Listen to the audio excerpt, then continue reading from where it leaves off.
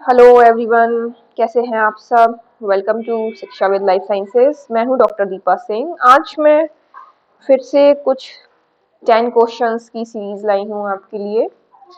इसमें हम डिस्कस करेंगे कुछ ऐसे लाइफ साइंसेज के क्वेश्चंस जो कि आपके सेट एग्जाम में, डीबीटी, गेट, सभी एग्जाम में, एंट्रेंस एग्जाम में पूछे जाते हैं।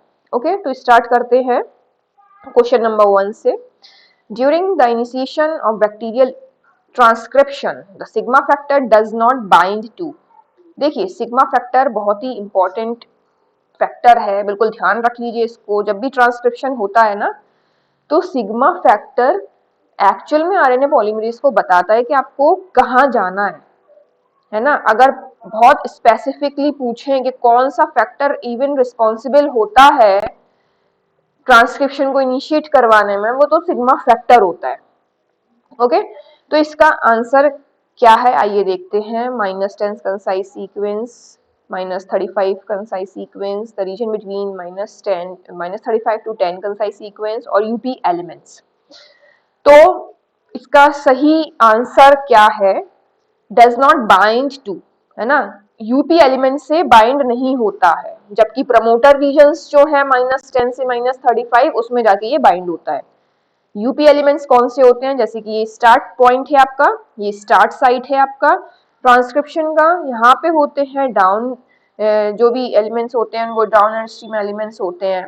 और इसके पहले कौन से होते हैं? अपस्ट्रीम एलिमेंट्स होते हैं। तो यस, ये अपस्ट्रीम एलिमेंट्स में जाके बाइंड नहीं होता है।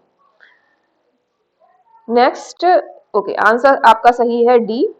अब हम आ जाते हैं सेकेंड क्वेश्चन पे, जो कि है RNA type C tumor virus are negative strand virus and amplify copy number of their genome by using an enzyme encoded by them which is। तो इसका मैं सीधा सीधा आपको आंसर बता देती हूँ, which is RNA dependent DNA polymerase।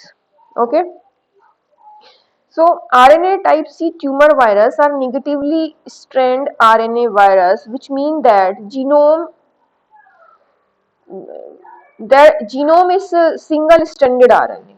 Okay, single stranded RNA that is complementary to the mRNA that transcribe from it. In order to replicate their genome, these viruses need to synthesize a DNA copy of their RNA genome. This is done by the enzyme RNA dependent DNA polymerase, which is encoded by the virus. Okay, so the right answer is C. Correct answer है C. Next आ जाते हैं, which of the following is not a feature of transcription factor. Transcription factor का कौन सा इसमें feature नहीं है? तो the correct answer is glycosylation domain. Transcription factor, actually transcription factor क्या होते हैं? Transcription factor are protein that bind to specific DNA sequence that regulate the transcription of gene. They play crucial role in gene expression by either promoting or inhibiting the transcription process. Okay, तो बहुत सारे factor होते हैं जो promoter reason पे आके bind होते हैं। अब ग्लाइकोसाइलेशन डोमेन क्या होता है? Glycosylation domain are not a feature typically associated with transcription factor. ये ट्रांसक्रिप्शन फैक्टर के साथ एसोसिएट नहीं करता है, तो इसका कोई लेना देना नहीं है ट्रांसक्रिप्शन फैक्टर से। ओके, तो the correct answer is A.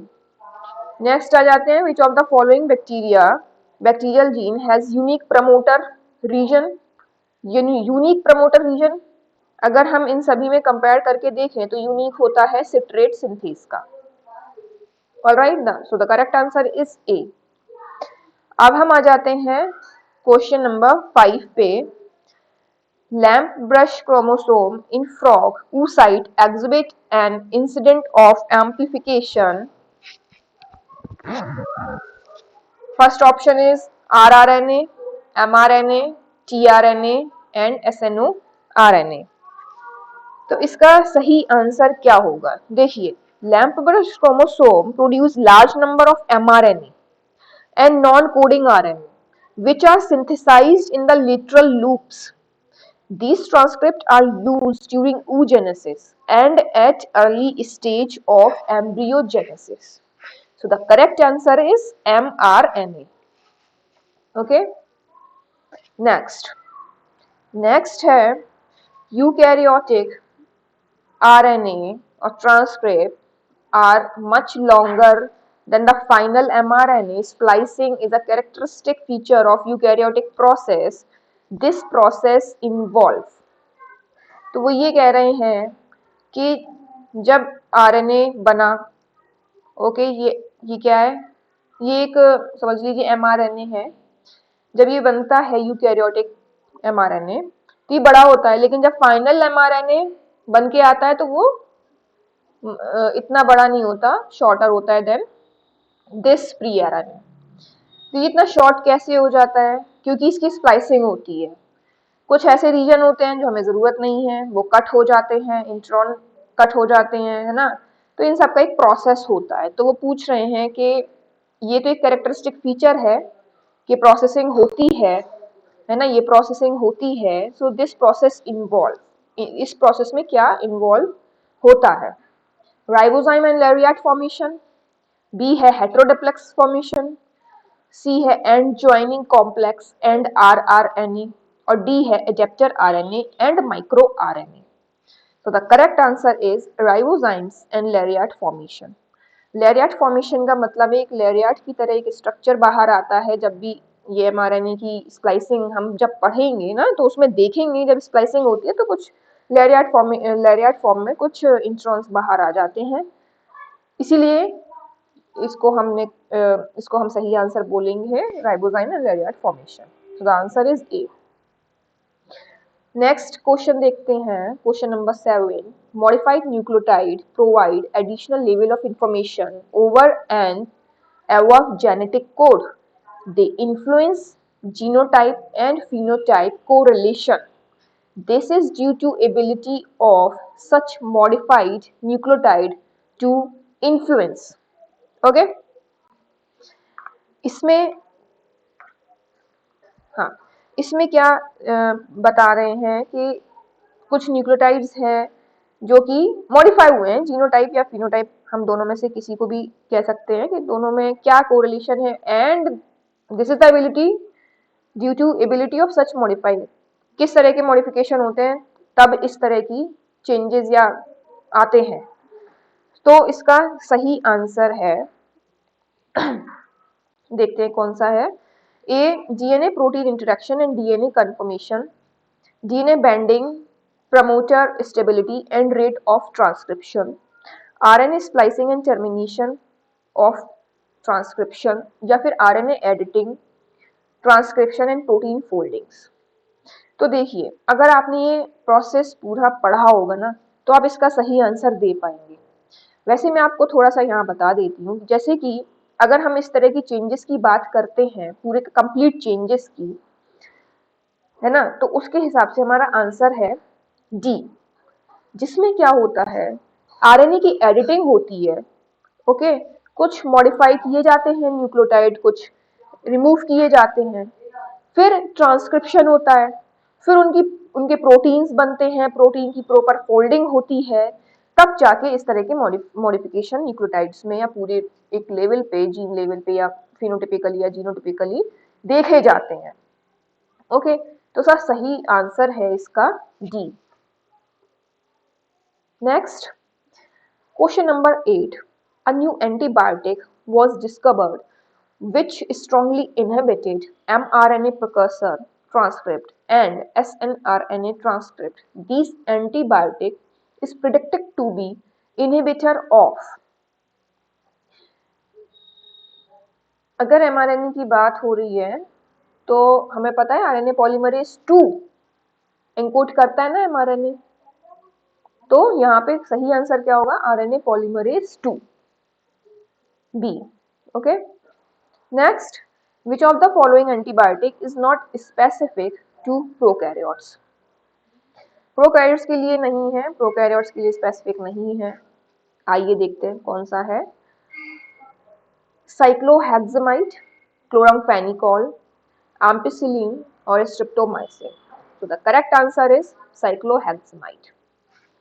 Cyclohexamide is not specific to prokaryotes. It is eukaryotic protein synthesis inhibitor. It block translation. It block translation. Okay, in eukaryotic cell by inhibiting the translocation step of protein synthesis on ribosome. तो अगर और specific पूछा जाए कि ये किसको inhibit करता है, ये करता है elongation factor 2 which mediated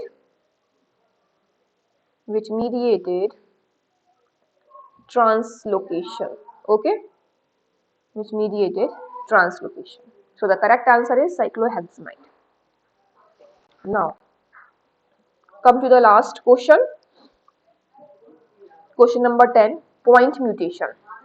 So the point mutation induced in a codon UAC to UAU give rise to which mutation?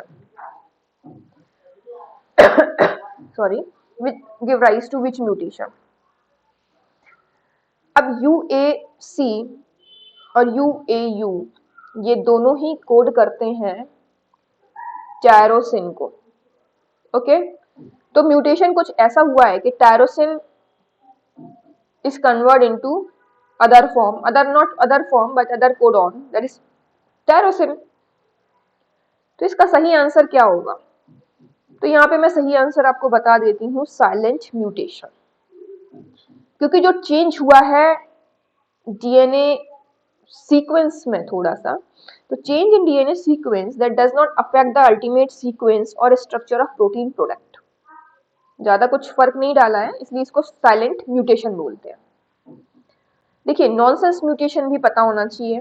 अगर इसकी जगह कोई स्टॉप कोडॉन होता या कुछ और होता तब क्या आंसर होना चाहिए. तो ये ऑप्शंस भी हमें पता होना चाहिए कि कौन सा ऑप्शन की डेफिनेशन क्या है. तो देखिए, नॉनसेंस म्यूटेशन है stop mutation that change. Nonsense से हमेशा याद रखिए stop mutation. Okay, so stop mutation that change in DNA that cause a protein to terminate earlier.